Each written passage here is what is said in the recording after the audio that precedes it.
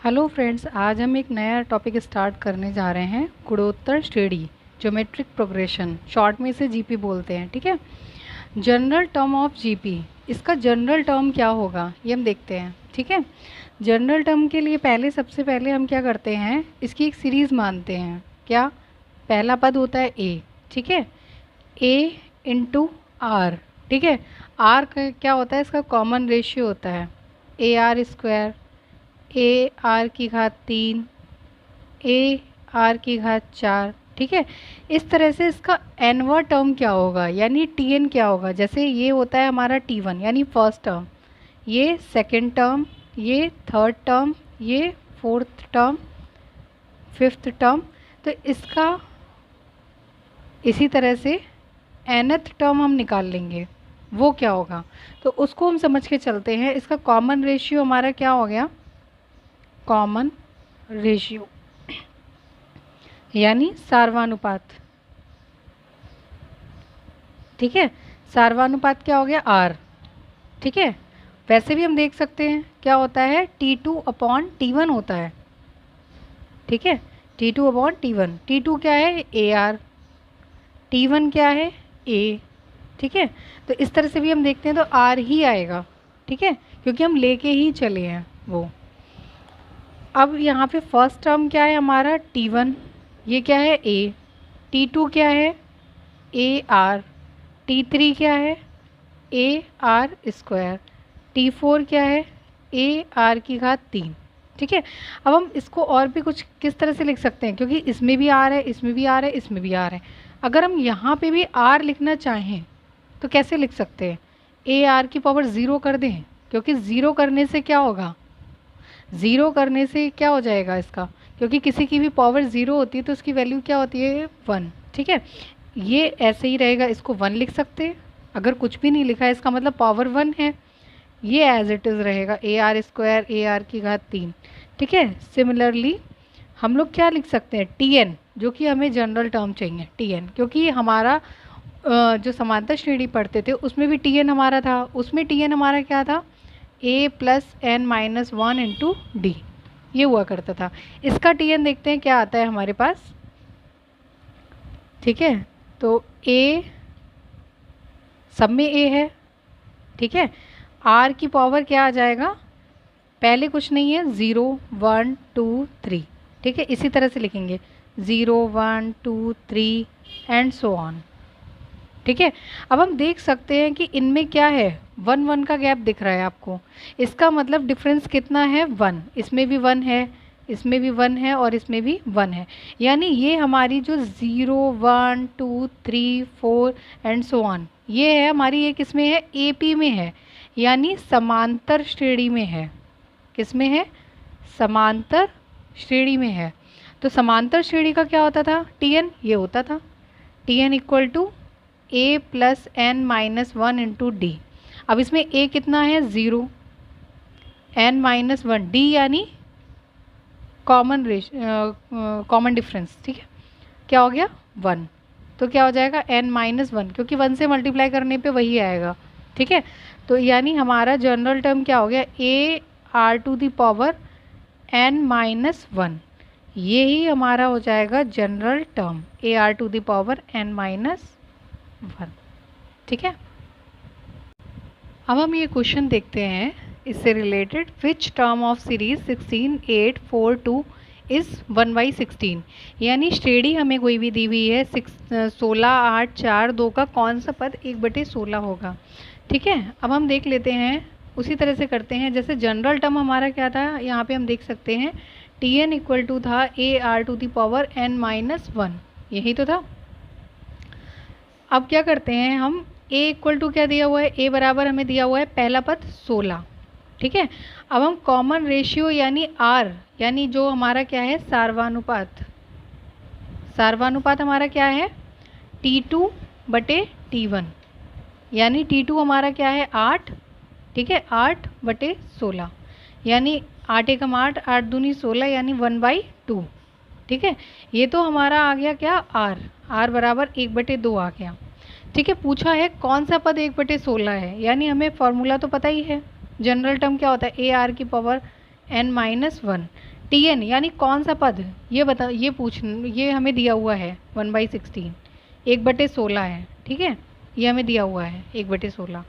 ए का मान रख देंगे 16, आर का मान 1/2, ठीक है, n-1 क्योंकि n का मान ही तो निकालना है, पूछा कौन सा पद, तो ये n का मान ही तो होगा कौन सा पद है, ठीक है। तो अब हम इसको देख लेते हैं, इसको अपॉन में ले आए, यहाँ पे बटे में ले आए, तो 1/16 गुणा 16, 1/2 की घात n-1।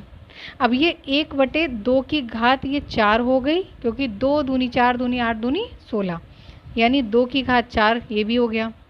1/2 की घात n-1 यानी 1/2 की घात कितनी हो गई, 4 + 4, ठीक है।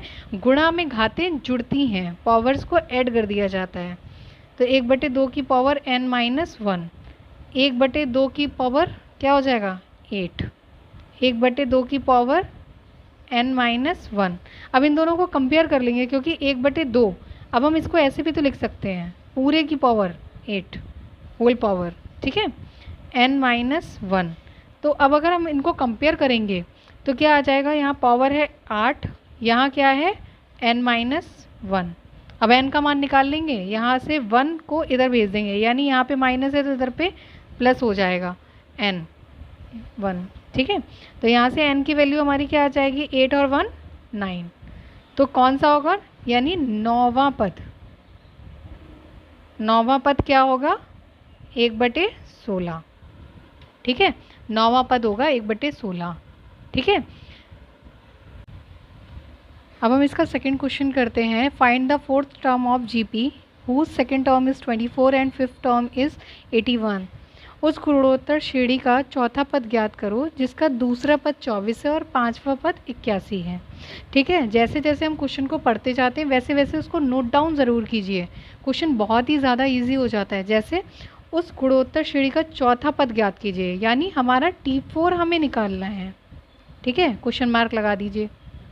फिर क्या है, जिसका दूसरा पद यानी T2 हमारा क्या है 24, T5 यानी पांचवा पद यानी T5 ये क्या है 81, 81, ठीक है। तो हमने ये नोट डाउन कर लिया। अब हमें पता है जनरल टर्म इसका क्या होता है, Tn = होता है AR की पावर n-1, यही तो होता है, यानी n से एक घात कम होती है यहाँ पे पावर में, यहाँ पे n है तो यहाँ पे n-1, इसका मतलब यहाँ पे अगर 2 है तो यहाँ पे 1 होगा, यहाँ पे 3 है तो यहाँ पे AR की घात 2 होगा, 4 है तो क्या होगा 3 होगा। जैसे अगर हमें T2 निकालना है, ठीक है, तो T2 यहाँ से क्या हो जाएगा हमारा AR की घात 2 - 1 यानी AR हो जाएगा, 1 को लिखने की ज़रूरत नहीं है। इसी तरह से अगर हम T5 निकालेंगे तो AR की घात 5 - 1 यानी AR की घात 4, ठीक है। ये चीज़ समझ में आ गई। तो यानी हमारा T2 यानी AR बराबर क्या हो जाएगा 24, ठीक है, और ये क्या हो जाएगा, और इसी तरह से इसको T4 निकालेंगे तो क्या हो जाएगा AR की घात 3, इसी का मान हमें निकालना है, ठीक है। अब जैसे ये दिया हुआ है T5 = 81 दिया हुआ है, तो T5 क्या है हमारा AR की पावर 4 = 81। अब हम इसको देखते हैं कि हमें ये दो चीज़ें दी हुई हैं, ठीक है, इन्हीं दो टर्म से हम निकालते हैं A और R की वैल्यू को फाइंड करते हैं। देखिए कैसे, यहाँ पे AR दिया हुआ है, अगर हम इस AR को थोड़ा सा अलग कर लेते हैं, ब्रेक कर लेते हैं, AR एक साथ कर दिया, यहाँ पे कितना बचा, जब 1 निकल गया तो यहाँ पे 3 बचा, R की घात 3 बराबर 81, ठीक है। अब AR की जगह पे इसकी वैल्यू रख दें, क्या आ जाएगा 24 गुणा R की घात 3 बराबर 81, R की घात 3 बराबर 81 बटे 24, 3 से कट जाएगा, 27 जा 3 8 जा, ठीक है। तो इसका क्यूब रूट लेंगे, क्यूब रूट लेने पे क्या आ जाएगा 3/2 की पावर 3 हो जाएगा, और ये भी 3, तो R = यहाँ से क्या आ जाएगा 3/2, ठीक है। R की वैल्यू मिल गई, इसमें पुट कर दो, पुट करने के बाद क्या हो जाएगा A × 3/2 = 24, ठीक है। A = 24, ये मल्टीप्लाई में जाएगा 2 और 3 डिवाइड में आएगा, 3 8 जा 24, 8 = 16, 8 बराबर 16 आ गया हमारा, ठीक है। अब ए की वैल्यू हो गई आर की वैल्यू, अब हमें T4 निकाल सकते हैं। T4 इक्वल टू, तो यहाँ से T4 हमारा क्या आ जाएगा, ए की वैल्यू 16, आर की वैल्यू 3/2 ठीक है। तो 16 मल्टीप्लाई वही वैल्यू आ जाएगी 27/8, ठीक है। 3 3 ज़ा 9, 3 ज़ा 27, 2 2 ज़ा 4, 2 ज़ा 8, ठीक है। 8 2 ज़ा 16, 27 2 ज़ा 54, यानी T4 हमारा क्या आ गया 54, यानी चौथा पद पूछा था हमसे, वो हमारा क्या आ गया 54, ठीक है। आगे भी और जुड़े रहने के लिए और भी क्वेश्चंस करने के लिए चैनल को सब्सक्राइब ज़रूर कीजिए, जिससे कि और अच्छे से डिटेल में समझ सकें। कहीं भी कोई प्रॉब्लम होती है तो कमेंट सेक्शन में अपनी क्वेरी को पूछ सकते हैं, ठीक है। Thank you.